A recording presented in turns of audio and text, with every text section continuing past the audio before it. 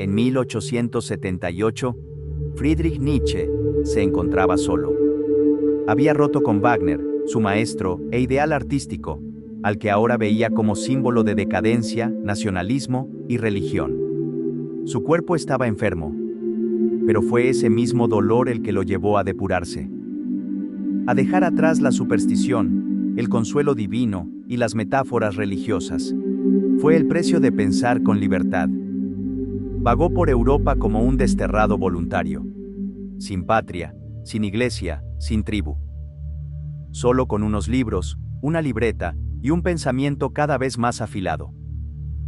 Así nació Humano, demasiado humano. Un libro sin adornos ni consuelos, que corta contra todo lo que antes lo sostuvo. No para creyentes, diría, sino para espíritus libres. Aquí ya no habla el joven romántico de el nacimiento de la tragedia, sino un nuevo filósofo, uno que ha enterrado a los dioses y ahora piensa entre los hombres. La ciencia, despreciada por los metafísicos, se vuelve su herramienta, no para crear nuevas religiones, sino para demoler las antiguas, no para salvar al hombre, sino para comprenderlo. La verdad se volvió enemiga de la vida, y sin embargo, hubo hombres que la prefirieron a la mentira. Este libro es una bomba en los cimientos de las creencias piadosas. Una invitación peligrosa a pensar sin dioses, sin ídolos, sin miedo. Nietzsche ataca la ilusión de la filosofía tradicional. La idea de que el hombre es una verdad fija, eterna, reveladora del sentido del mundo. Pero para él, el hombre es transición, accidente, forma cambiante. No hay hechos eternos, como no hay verdades eternas. La filosofía ha ignorado la historia. Ha creído que el pensamiento nace del escritorio y no de la evolución. Nietzsche, en cambio, ve al hombre como criatura moldeada por guerras, religiones y catástrofes. Y sin embargo, seguimos escuchando a los moralistas hablar del alma o la naturaleza humana, como si no fueran ruinas flotando sobre un abismo. Nietzsche propone una filosofía sin dogmas. Una que sepa decir, no sabemos qué es el hombre, porque aún está por hacerse. Solo una cosa es constante, el cambio. Y solo una virtud puede guiar a quien no cree en verdades eternas: la modestia. Así comienza el viaje hacia el espíritu libre. Porque para liberarse, primero hay que aprender a desconfiar de todo lo que nos enseñaron a venerar. El pecado original de los filósofos. La falta de sentido histórico es el pecado original de todos los filósofos. Durante siglos, la filosofía partió de un error. Creer en una esencia fija llamada el hombre, como si existiera un ser eterno desde el cual comprenderlo todo. Pero Nietzsche rompe esa ilusión. Para él, el ser humano no es una constante, sino una criatura en mutación, moldeada por el tiempo, la religión, la política, la cultura. Y sin embargo, muchos filósofos, incluso los más respetados, hablan del alma, del deber o de la razón, como si el hombre actual fuese igual al del neolítico, ignorando siglos de dogmas, guerras, lenguas muertas y dioses olvidados. Todo lo esencial del desarrollo humano se produjo mucho antes de los últimos 4000 años. Nietzsche señala que incluso Kant construyó su pensamiento sobre supuestos heredados, sin cuestionar sus cimientos. No hay hechos eternos, como no hay verdades eternas. La filosofía debe volverse histórica. No puede deducir el universo desde el hombre actual, porque ese hombre es solo una versión provisional, no un modelo divino. Muchos valores y emociones que creemos naturales son el resultado de siglos de condicionamiento. El filósofo ve instintos y los toma por datos inmutables de la humanidad.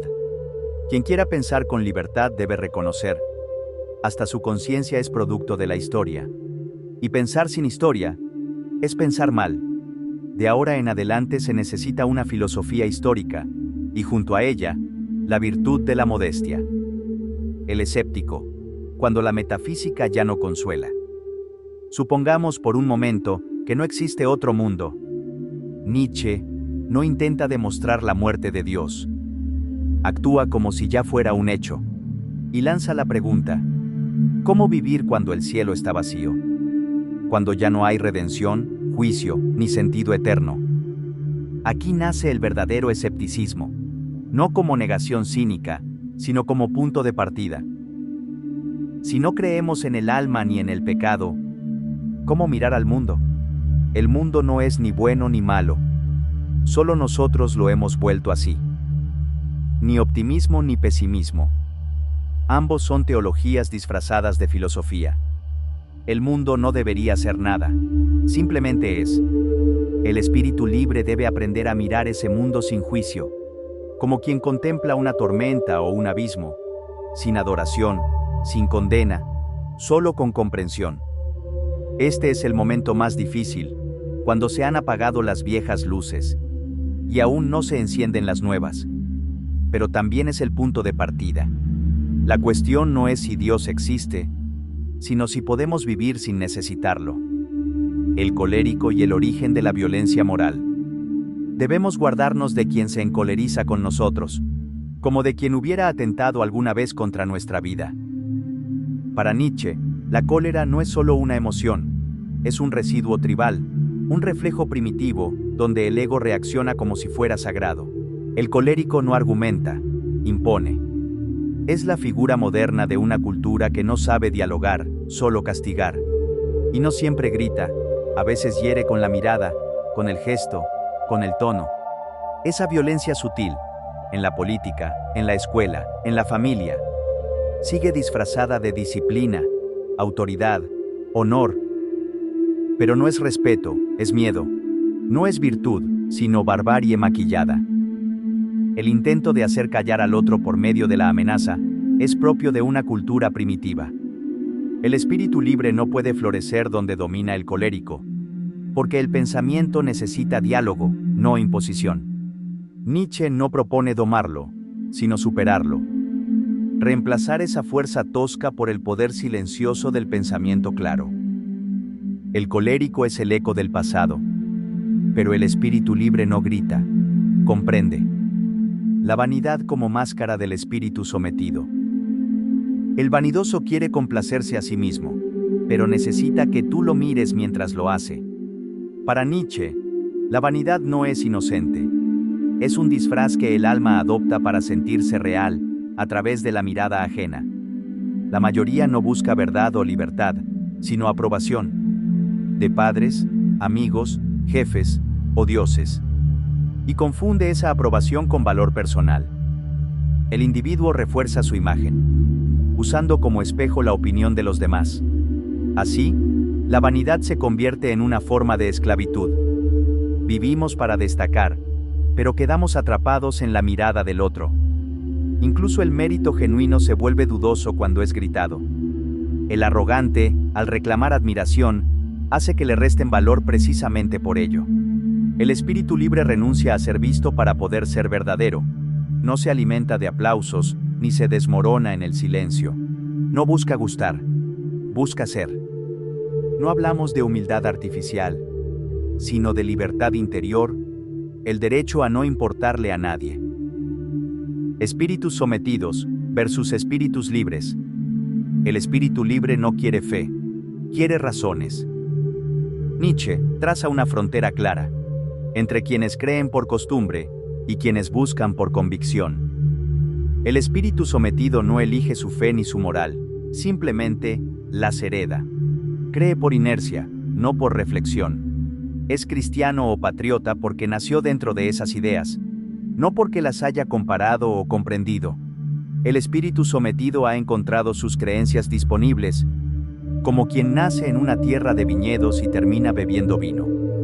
Si se le exige una razón, la dará, pero será superficial. En el fondo, no sabe por qué cree. El espíritu libre, en cambio, duda, se distancia y se atreve a pensar por sí mismo. Puede errar, sí, pero su error será propio, y eso ya lo hace más digno. El espíritu libre se ha liberado de las tradiciones, ya sea para su suerte o para su desgracia. No busca agradar, sino comprender. No repite lo que todos dicen, piensa, duda y encarna lo que descubre. No es más justo necesariamente, pero sí más honesto. Hombres atrasados y hombres avanzados. El hombre atrasado aún ruge desde el sótano de la civilización. Nietzsche no habla de clases ni de razas, sino de formas del alma. El hombre atrasado vive aún en la barbarie emocional. Es rencoroso, envidioso, reacciona con violencia ante lo nuevo. No piensa, ataca. Reacciona con fuerza ante opiniones contrarias, porque aún no ha aprendido a pensar sin morder. Es el heredero de una moral de dominación, premiada aún en la política, la religión y la familia. Se admira al que impone, al que grita, al que teme lo distinto. Frente a él, Nietzsche propone al hombre avanzado, el que no necesita humillar para afirmarse, el que se alegra del crecimiento ajeno, el que piensa con generosidad y actúa con modestia. Ama todo lo que crece y cambia, y no pretende ser el único que posee la verdad. Ese hombre ya no vive para competir, sino para construir. Nietzsche sabe que es minoría, pero también que es el germen de una cultura más libre, más noble. El hombre avanzado vive en los niveles superiores, lo más alejado posible del animal salvaje que aún aúlla desde los cimientos de la civilización. La cultura como molde violento. La cultura ha tomado forma como una campana, pero ese molde está hecho de hipocresía, violencia y expansión ilimitada. Nietzsche no idealiza el pasado. No ve en Grecia ni en Roma la cuna de la virtud, sino el origen de una civilización forjada con represión, castigo y dogmas. Incluso el arte, la moral y la filosofía fueron moldeados con violencia. ¿Ha llegado la hora de sacar la campana del molde? ¿O aún depende de los errores que la sostienen? Esa es la pregunta del espíritu libre. ¿Puede la cultura sobrevivir sin religión, sin castigos, sin dogmas? ¿O su belleza es inseparable de su origen tenebroso? Nietzsche no destruye por odio, sino por lucidez. Quiere saber si podemos conservar lo mejor de la cultura, sin seguir sosteniéndola sobre mentiras o sufrimiento ajeno. No sigamos esperando señales de un Dios. Es nuestro raciocinio el que debe decidir el destino de la cultura. El espíritu libre no busca arrasar con todo, sino ver con claridad. Y solo lo sincerado puede ser realmente amado. El peligro de la sobrecarga emocional.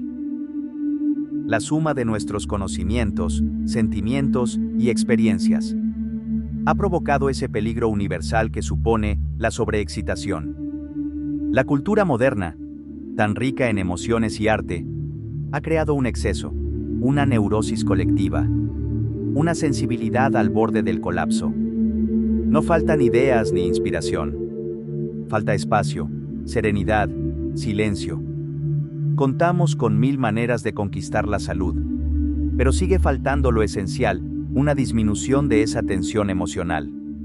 ¿Puede el alma soportar siglos de culpa, gloria, tragedia, moral y belleza, sin quebrarse? Nietzsche propone una medicina inesperada, el espíritu de la ciencia, no para matar la emoción, sino para enfriar la sangre, templar el alma, y no ser arrastrados por cada herencia emocional. El espíritu libre no es el que siente más, sino el que permanece sereno en medio del torbellino. La cultura ha rozado la locura, y solo un nuevo temple podrá salvarnos. Contra la educación milagrosa. El interés por la educación no cobrará toda su fuerza, hasta que se renuncie a creer en un Dios y en su providencia. Durante siglos, se ha idealizado al genio como milagro, el artista nacido en la pobreza, el filósofo solitario, como si el caos produjera grandeza por designio divino. Nietzsche lo niega. No es providencia, es estadística. Cientos caen, uno sobrevive. Y no porque fue elegido, sino porque ejerció su fuerza interior y resistió.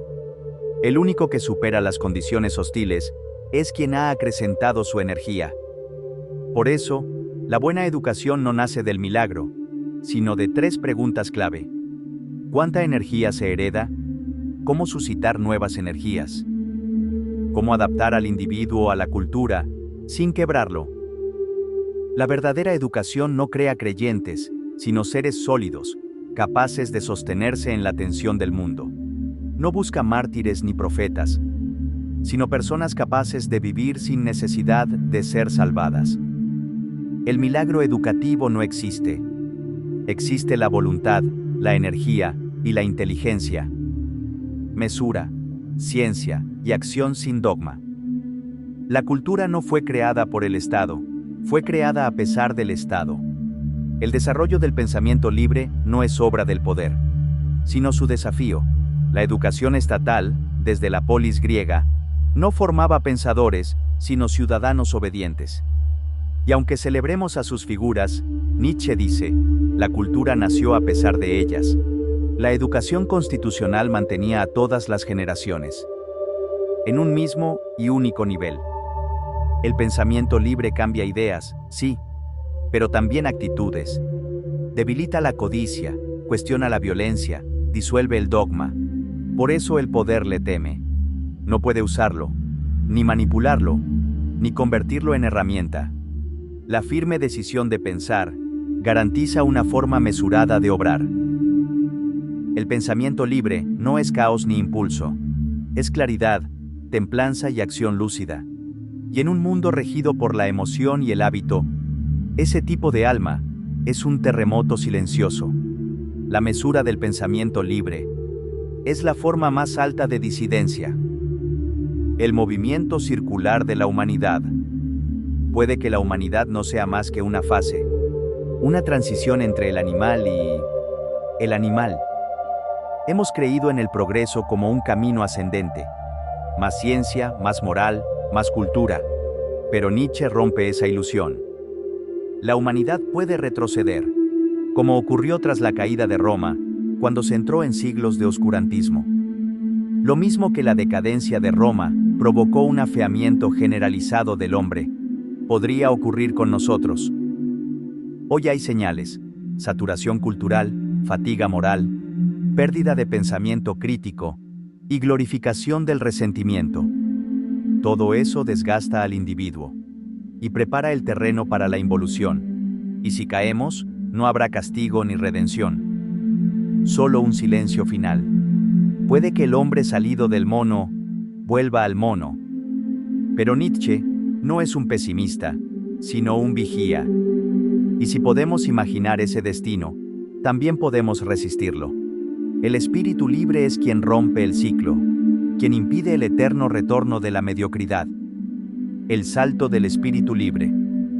Cuando tu mirada sea lo bastante penetrante para llegar al fondo de ti mismo, verás reflejadas en ese abismo las constelaciones del porvenir. El espíritu libre ha renunciado a los consuelos de la religión, a la moral impuesta, al dogma, a la vanidad. Ha elegido la soledad y la incertidumbre. No para ser mártir o profeta, sino para buscar, y en esa búsqueda se convierte en otra cosa, en un instrumento del conocimiento. Cada error, cada pasión, se vuelve parte de una meta, una vida convertida en eslabón de la cultura. No vive del pasado, pero lo comprende. No teme el futuro, pero no lo idealiza. Habita en ese punto medio, donde el pensamiento se afila en el abismo. Vuelve sobre las huellas de la humanidad, para no tomar el abismo por camino. A veces no deja más que una mirada distinta, y esa mirada, aunque incomprendida, abre rutas en el porvenir. Cuando llegue su hora, no pedirá recompensa ni memoria. Su último gesto será salto, y su último suspiro, un hurra al conocimiento. No hay miel más dulce que la del conocimiento. Nietzsche.